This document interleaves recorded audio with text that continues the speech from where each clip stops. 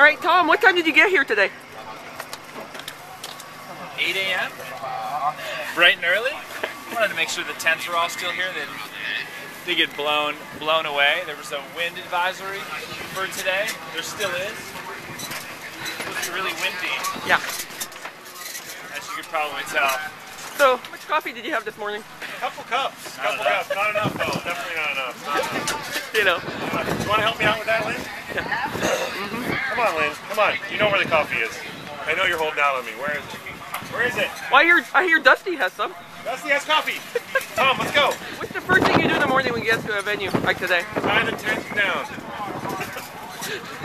Get water. Have coffee. No, wait, coffee. Coffee then. Coffee with, yeah, we got a nice big case of water here. 2 of them. And this is our, when the riders are bad and they're mean, we hose them off. Who's the worst? Who do you have to hose off the most often? Oh, Jerry. Powers, of course. Of That's true. This one goes to the pressure washer. It's a well-oiled machine. You know, look, see, Tom's like, you know, he's getting our Zach McDonald head ready to go for today. Yeah. So, yeah, we've worked so many events this year together that, you know, he completes me.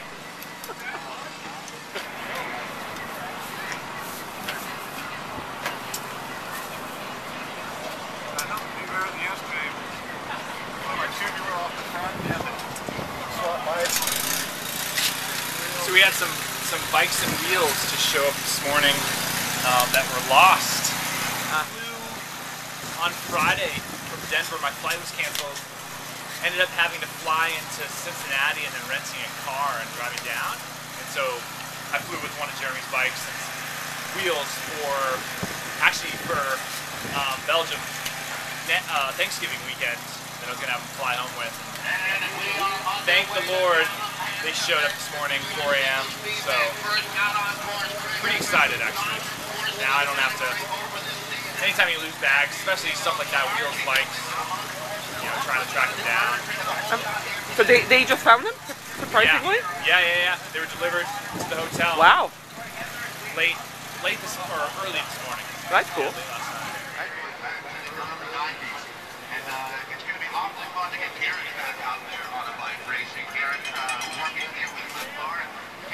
Every time I put something on one of our bikes, I have to ask Adam Meyerson if it's correct.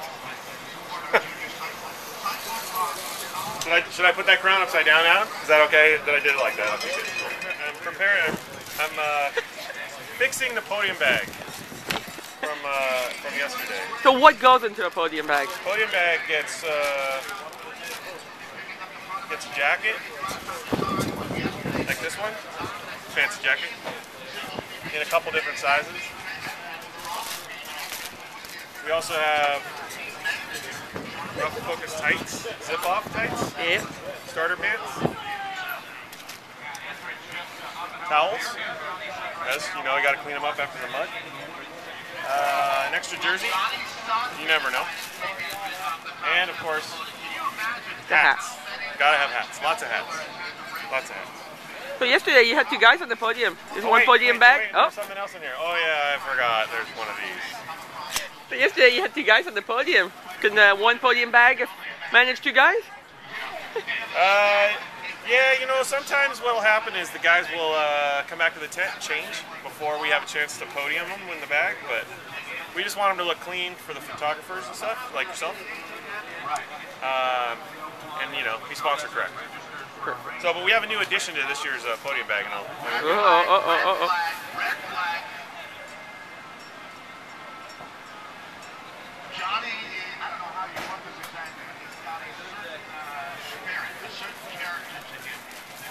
We have some of these USGP leaders jerseys. Wow. In a couple different sizes. Wow. Always ready to go. Well, you needed one yesterday for Zach. We got one yesterday. Zach is going to be racing in one today. So, it's good stuff. Good. Thanks, Brian. Now. 15. I'm going to prepare this bike for Jeremy to preview the course when he shows up around probably noon time, noon 30. Okay. Yeah. How long does it take for you to prepare a bike like that? Not that long. The morning before the race, not all that long because, you know, we're just throwing wheels on, we're checking the pressure. The bikes are pretty much good to go. From the night before, you know, after the race, that's kind of where all the work takes place. You know, as soon as the race is done, washing bikes, running through them, making sure everything's good for the morning, and then kind of, you know, putting them to bed. And then when you pull them out of the truck, it should be good to go besides, you know, the tires, the pressure. Yeah. Yeah, so not a lot to do. All right. Yeah. So are you going to put the crown? Is that the one with the crowns on it? I did already, actually. You got the 5? Yeah. Oh, hold on. We're running out of C2.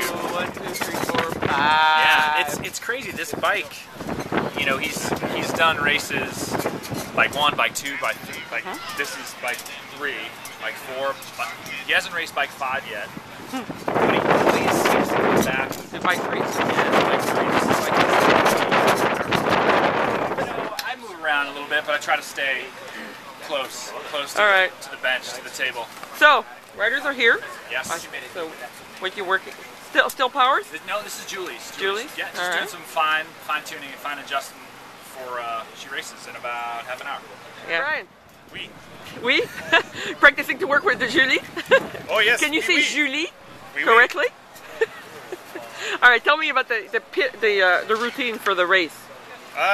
Just getting ready, getting my pit bag ready, which Pit bag. holds my gun. Some rags to wipe off in case we have to do a little wipe off, and then I carry my trusty tool roll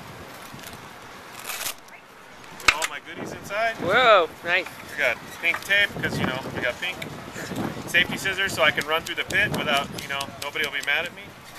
And then, you know, all kinds of good stuff in here. What else do I have in here?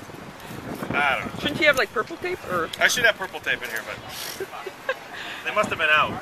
So okay, tell us how that works in the pit. How do you decide where to go? Well, typically we find, I pretty much like to be in the center of the pit. So I'll have bikes ready, wheels ready, all aired up and ready to go. All set out, I'll hang my tool roll on the fence, and then grab the bike and head over to the side that, you know, they'll be by the loose time. How early do you set up in the pit? How what? Early do you set up in the pit? Generally I'll head over there 10 or 15 minutes before start, just to kind of squat your spot, because depending on which event, whether you're working the women's race or the men's race, you don't know whether you got skilled people working next to you or not skilled people working next to you. But anyway, in the men's race, you know, we always try to be by Stu and those guys because they know what they're doing. So it's not working, you know, okay, Julie, it's pretty easy, but in the men's race, you've got 3 guys. Yeah, there's always at least one person that's standing there holding the bike. So if, you know, if I'm holding the bike for Tom, you know, I've got Jeremy's spare bike, or I'll catch for Tom, or So you're the Jeff catcher and Tom's the pitcher? Yeah, generally, yeah. Like yesterday, we did the Super Pro. Super Pro exchange. You know, Jeremy thought he had a flat. We went to the front of the pit, did the exchange, and then he could accelerate out and catch back on with Ryan. So. Okay, tell everybody how you know that he's coming into the pit. How do we know? Yeah. Usually, does he yell at you? Every time. Yeah. Every time we're ready. If we're asleep and he comes in, we're all fired. Yeah. Does he raise his hand? Does he yell? Does he go? Sometimes he'll let us know. Yeah. Yeah. Sometimes he'll let us know. What about hot days? You know, when they're not feeding. That's a little more chaotic for sure. I mean, I'll have a bottle ready. We haven't done any feeding yet this year, so which is good. You know. We did one race with bottle cages. Yeah. Ooh. Yeah, that was in LA. But that's it. That's it. All right.